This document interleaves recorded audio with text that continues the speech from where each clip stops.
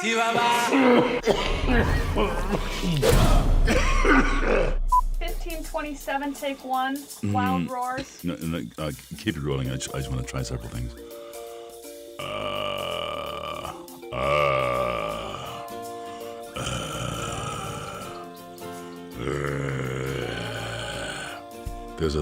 There's a sound down there in the throat somewhere. I just don't know how to reach it.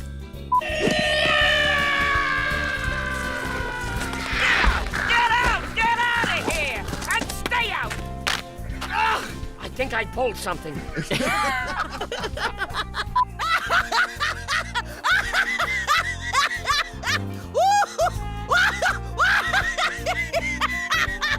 I can only do them in spurts. That's great. Tastes like chicken. I think I got a bad grub.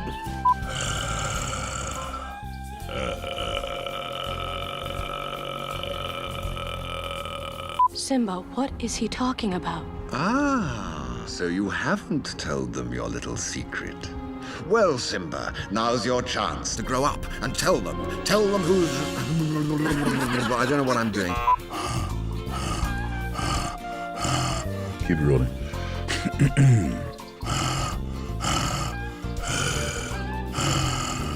What are you supposed to say when Hakuda... Here we go.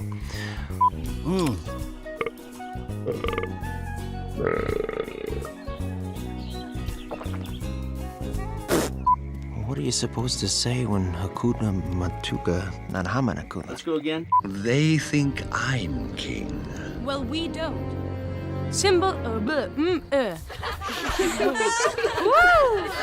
we just erase all that and start again? What are you supposed to say when Hakuna Matata doesn't work? I don't speak this African stuff. Luau! No. Luau! Nope. Oh, I'm sorry. Where are we starting?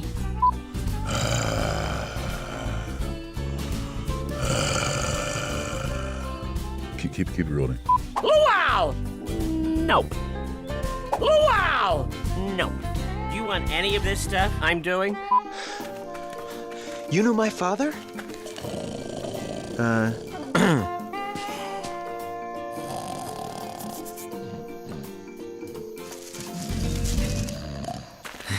Maybe we should try this tomorrow.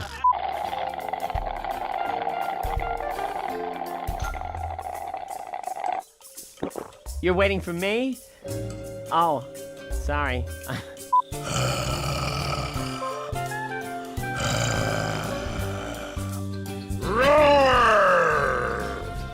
That's as close as I can get right now. Good night, Pumbaa. Good night, Timon.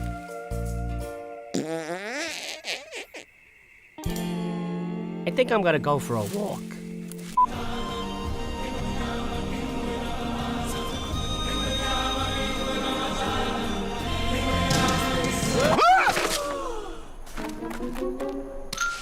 Simba?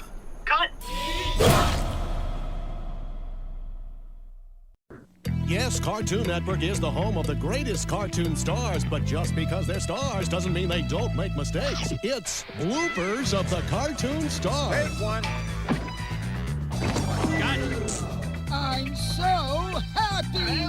Cut! What? You're not really happy, you're sad, get it? It's funny! If you say so. Jensen, you're hired. Hired. It's not funny till somebody gets hurt. Take eight. Cut! Zoinks! Sorry, Scoob. Jensen, you're fired. But Sister Macely. Take 42. So next time you're watching Cartoon Magic, just remember some of the hard work our dedicated professionals put in behind the scenes on the home of the greatest cartoon stars, Cartoon Network. Fix the sign.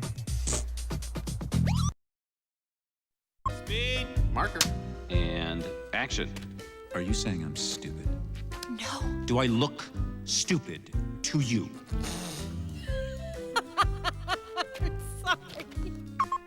Are you saying I'm stupid?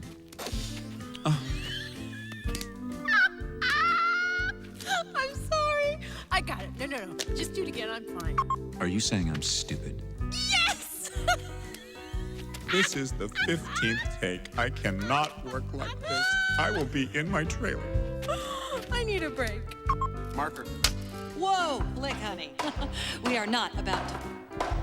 Is someone hammering? Can we hold the work, please? People! Am I in this shot? You can see me, right? And action. To infinity and beyond!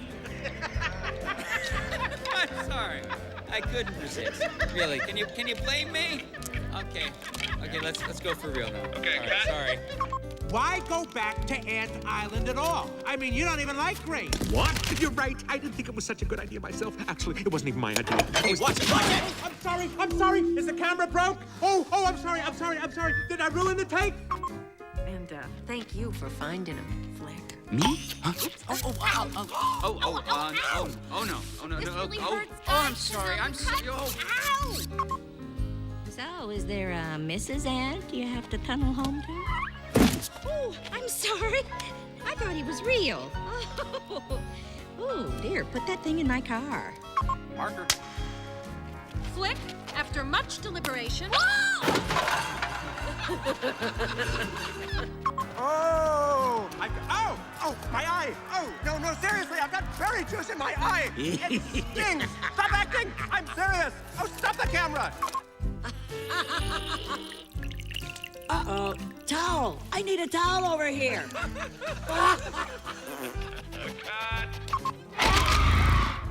I'm sorry. Can we cut? It's just that I don't think I'm coming across. Oh, I know. I could lather up a bunch of spit. Oh, that's good. I got it, JL. All right, one more for me. Speed. Marker. Action. Spinning a web of safety in less than 50. Okay, Slate. Marker. And action. Princess, your boyfriend's from this. I'm sorry. He has something in his nose. What? Makeup. And action. I don't think we need to involve the Queen in this. She's got enough on her plate already. Training her daughter. Oh, yes, Princess Abba. Abba! Where are my platforms? Let's go disco. Let me try it again, all right? Okay, tail slaying. Action.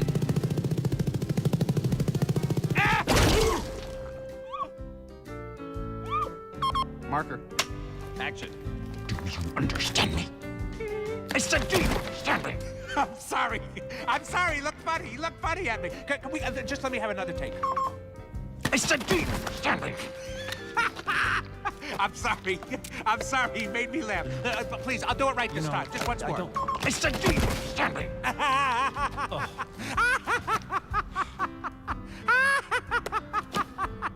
And action.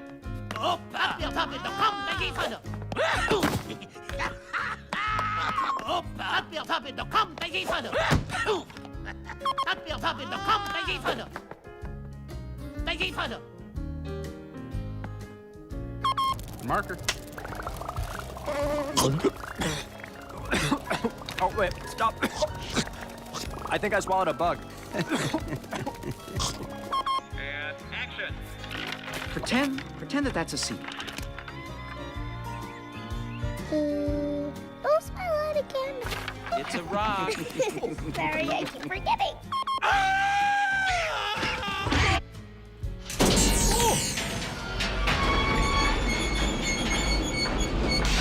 Does this mean we can break for lunch?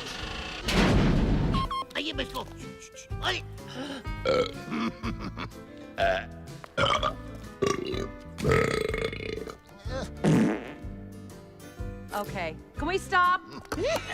Get me Cindy on the phone, will you? Okay, action. Speed.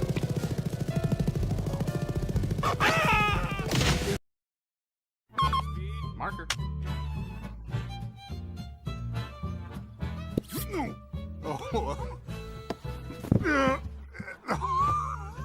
Okay. A little help here, please.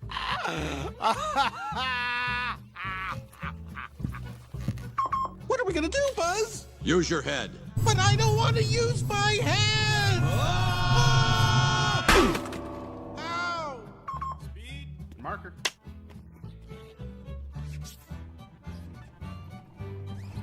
Whew! I don't remember eating that. I can't believe That's this. the fifth What time. row is that guy in? Sorry, everyone. I had that bean burrito for lunch. Okay, I'm all right now. Sorry. I'm packing you an extra pair of shoes and your angry eyes, just in case. And if you get hungry, here's some cheese puffs and a key. I don't know what it's for, but you never know. Marker. Woo!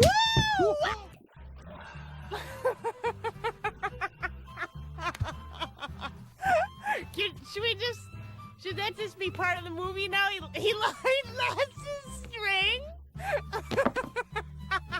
And a golf ball, if you have time for golf. And a plastic steak. And a rubber ducky. And a yo-yo. Who's behind? Mine.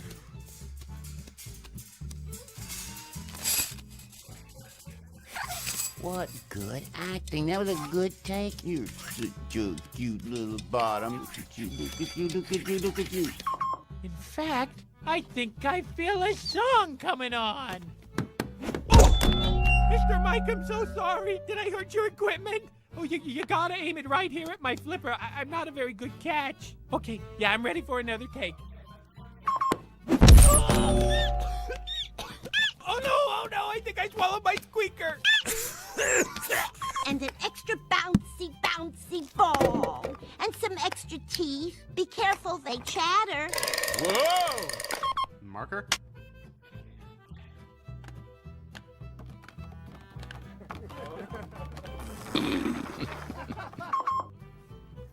We'll be back before Andy gets home. What? What are you laughing about? Huh? Real funny, Woody. Bob, howdy. What? What's so funny? Woody! Huh? Darn it, Woody! And crayons, in case you get bored. And some blue Play-Doh. Isn't this exciting, Heimlich? Our first day of shooting. Oh, yeah. It's so exciting. You know, I can't believe that you talked him into making A Bug's Life too. Oh, yeah, I can hardly believe it also. But there's a little baby tiny thing I forgot to tell you. What's that, Heimlich? Well, you know, it's a 2 movie, but it's not A Bug's Life 2. Well, then I don't understand. What is it then? Marker. Bullseye, are you with me? Okay, good boy. Prospector, how about you? And so you two are absolutely identical? You know, I'm sure I could get you a part in Toy Story 3. I'm sorry, are we back? Oh, all right, girls. Lovely talking with you. Yes, anytime you'd like some tips on acting, I'd be glad to chat with you. All right, off you go then. Speed. So did you make it into the first Toy Story? Well, if you look at the letterbox copy, you can see my arm grabbing Woody's ankle. What are you gonna do next? Well, I'm up for this villain in a toothpaste commercial. Wow, really? That's great. And the dime, call me, and Monkey Chow. Monkey Chow? For what? Well, for the monkeys, of course. Come on, monkeys. That's it. I draw the line at monkey. Get my agent on the phone. Marker. It's your choice, Woody. You can go back, or you can stay with us and last forever. Good heavens. Was that me? Oh my. I am so sorry. I guess that's why they call me Stinky Pete. Woo! We are so glad you came. Bye-bye. Bye-bye. Bye-bye. Bye-bye now. Bye. Bye-bye. Remember, please discard all candy wrappers and popcorn containers in the nearest trash receptacle. Thank you. Okay, bye-bye now. Bye-bye. Bye. Okay. Are they all gone? Is everybody gone? Huh? Good. Oh my gosh, my cheeks are killing me. I can't keep smiling like this anymore. I am exhausted. I think I need a break. A little break? Okay. Phew. Speed. Marker. And action.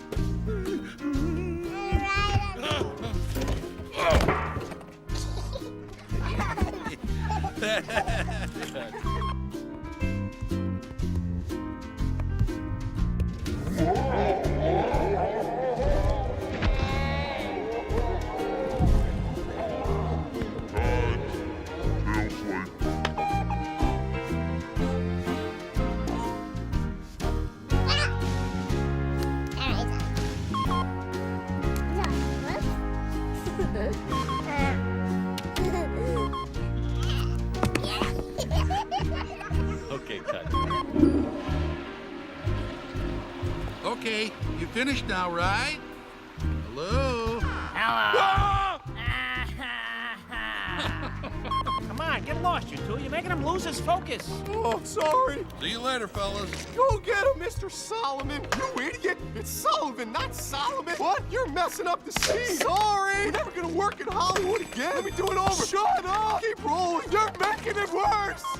Duck and cover, people!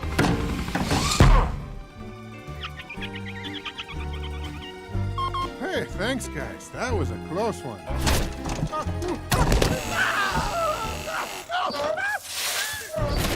Ta-da! Oh, Boo. It's been fun. Go ahead. Go throw up. What? What did I say? What? Hey, Ted! Good morning!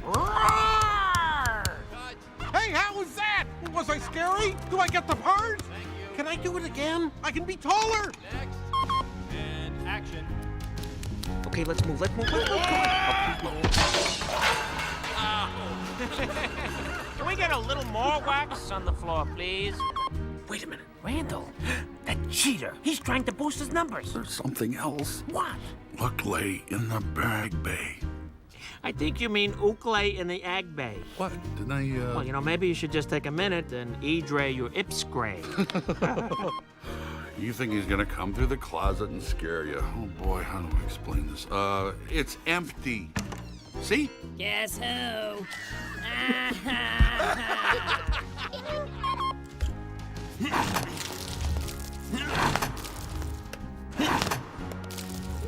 Hey, what's it? Okay, very funny. Hey, I look good in a suit. Marker. Let her rip. Go. Shut it off.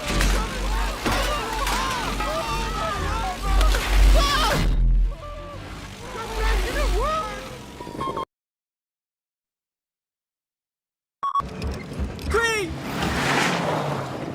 Cabin! Larry boy! Hey guys, let's go! Well, nobody got hurt. Hey, I need that. Sorry! Well, nobody got hurt. Well, nobody got hurt.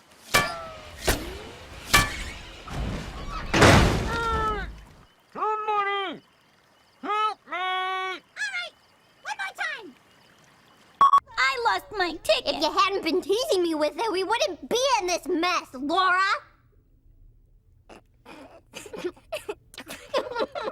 Don't make me. I'm a mean boy. I'm a mean. Look at me. Bad, Laura. Bad. You're so bad.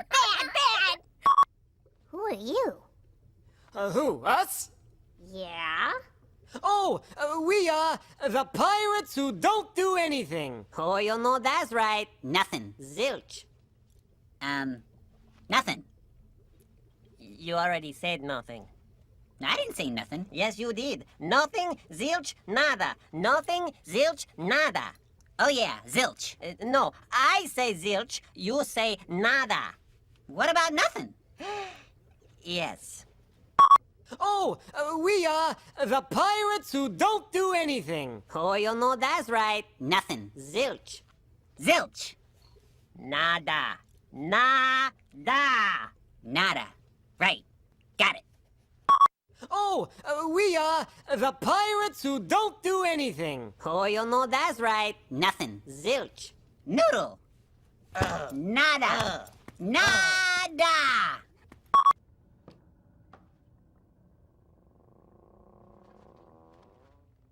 You are so vain.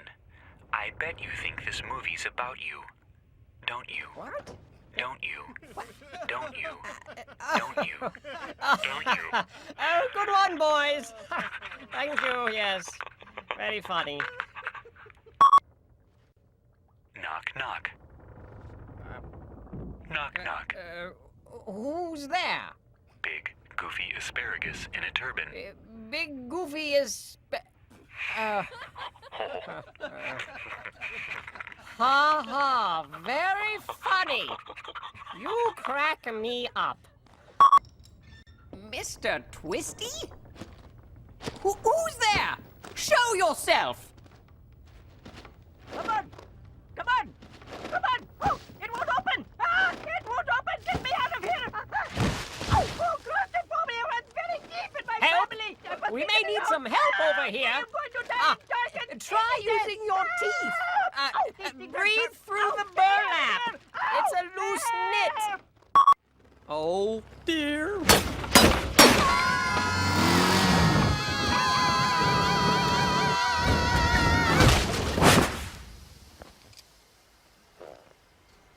Okay, kids. Rest up. Has anybody seen my teeth?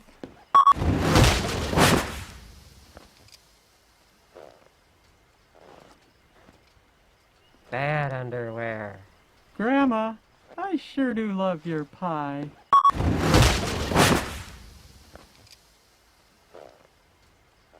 Is this the road to Tipperary? Here, kitty, kitty, kitty, kitty, here, kitty. Oh, those polo days at Cambridge are really going to pay off. Check and turn, nice pony. Just a little more vertical on takeoff. Plant and... Does anyone have ibuprofen? I need ibuprofen. Hey! Oh. You know, these lobsters remind me of my Aunt Lucy. This may come as a surprise to you, but my Aunt Lucy was a lobster. Yeah, right. No, really. I mean, a pretty big one, too. Sometimes when she fell asleep, we used to pull on her tendons and make her legs move. No, Really, it was fun. We did it at the church picnic once. We actually got her walking across the table. What? Hey, they told me to ad-lib. You don't give me a script, you take what you get, my friend. True, but the kid's got a point. That was odd. Dude, you are weird.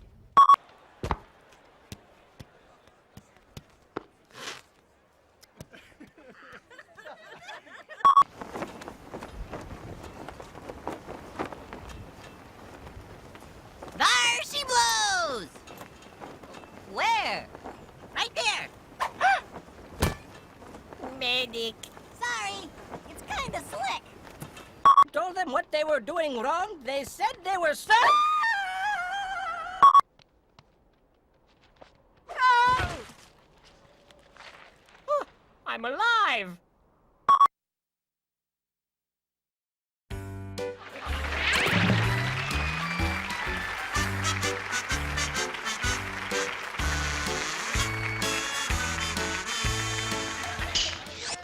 And action.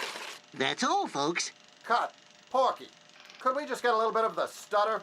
Just a little bit of the stutter, that would be great. Yes, of course. Silly me. Not a problem. Ready? Quiet. Ready and action. That's all, folks.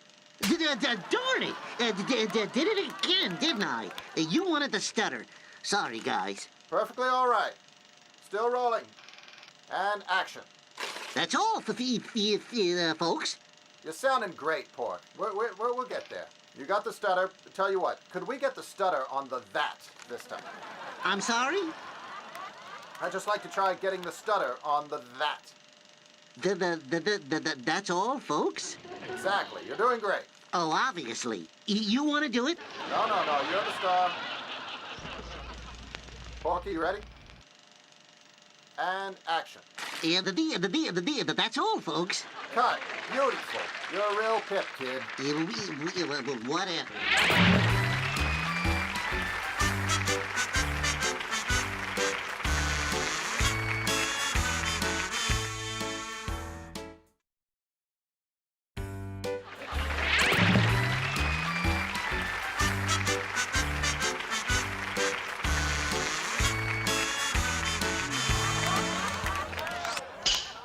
Listen, Barney, all we need to do is, with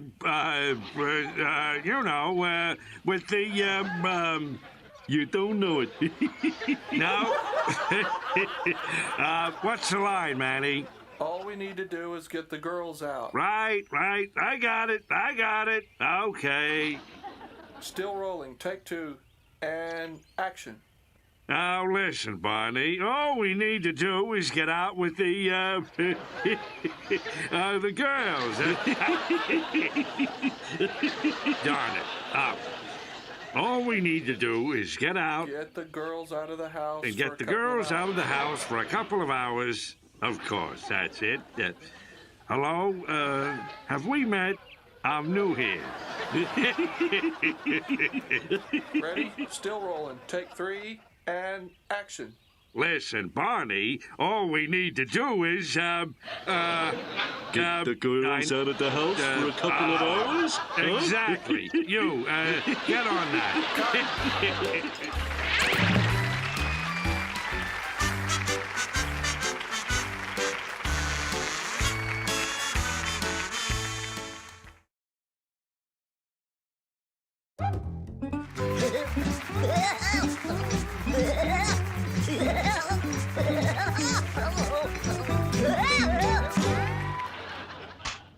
I'm a chicken hawk and you're a chicken. Say, I'm not a chuckin' or a chicken. I'm a hound dog. Chuckin'. What the heck's a chuckin'?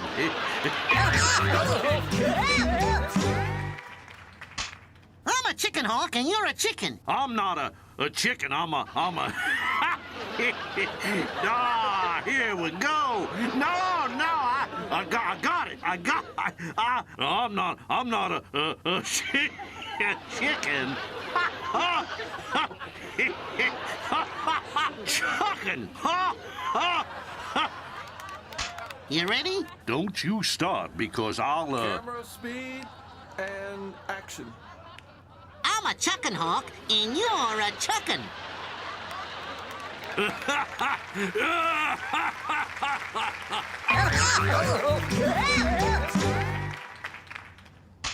a chicken hawk and you're a chicken. Say, I'm not a chicken. I'm a hound dog. A hound dog, you see? Pay attention, kid. You might learn something.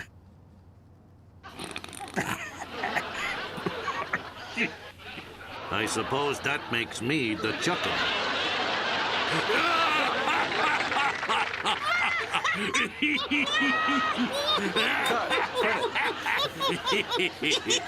Thank you. Thank you very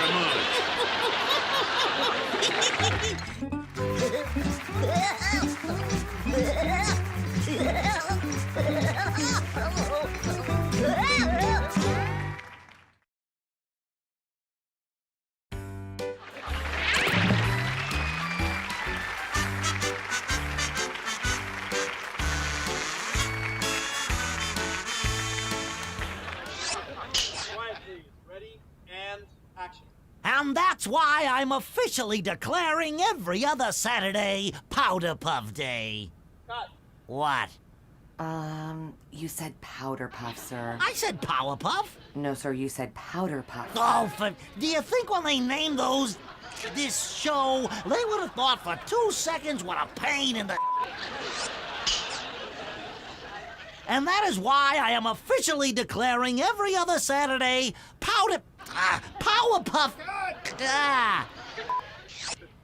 Quiet. And action. And that is why I am officially proclaiming. Can we just give him a week instead and go home? And that is why I am officially declaring every other Saturday Power Puff Day. You should hear what I can do with Fuzzy Lumpkins.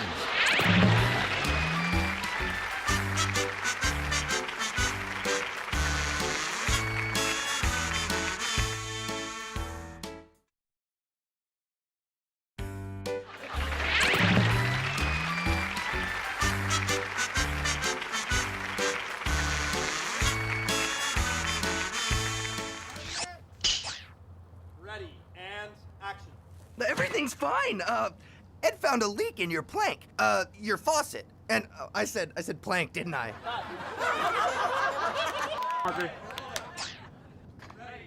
Everything's fine. Ed had a leak in your plank. What's that? Everything's fine. Ed found a leak in your pipes, your faucet. For an extra quarter, we can tweak it. Well, I guess so. What's that, Plank? He said, help me, I'm starting to warm.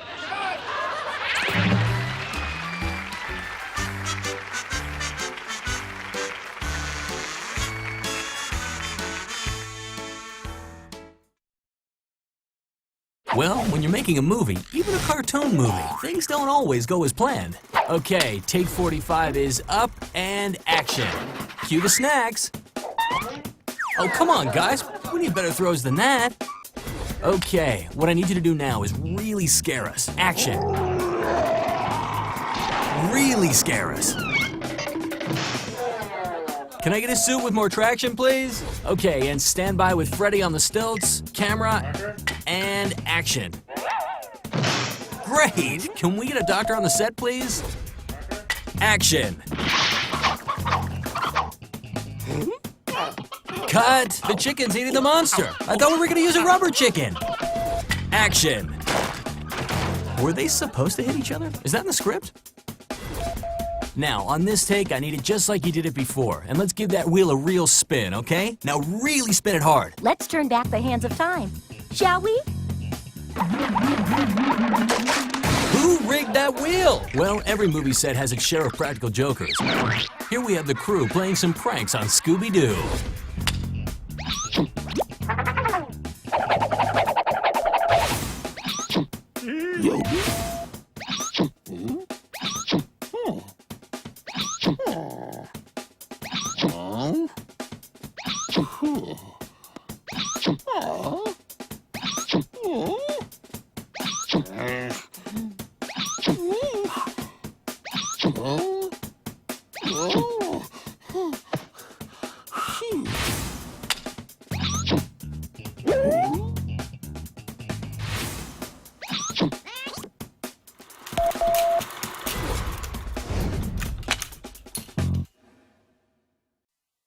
Hey everybody! I found a whole reel of scenes that didn't make it into the movie, and I thought you'd want to see them. Check these out. Marker.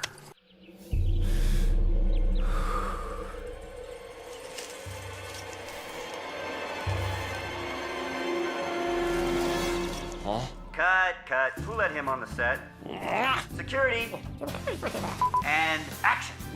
Making a movie is a lot of hard work, and things don't always go as planned. For example... Can we fix that? Okay, this next scene was shot right after lunch. Did I say little? All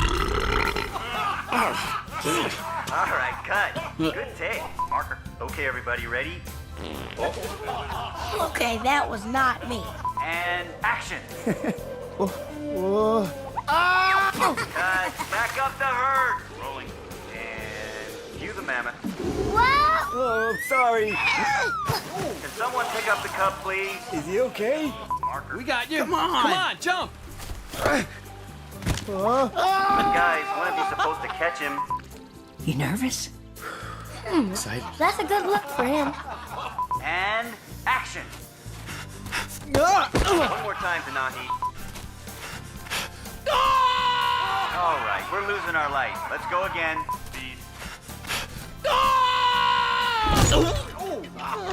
This was not one of his better days. Marker. Hit your marks, people. Sorry about that. I'm okay. And action. Let love guide your actions. Then one day, you'll be a man. And we'll place your... Oh, this isn't gonna work. We all got in on that one. Rolling. Kenai! Guess he started his vacation early.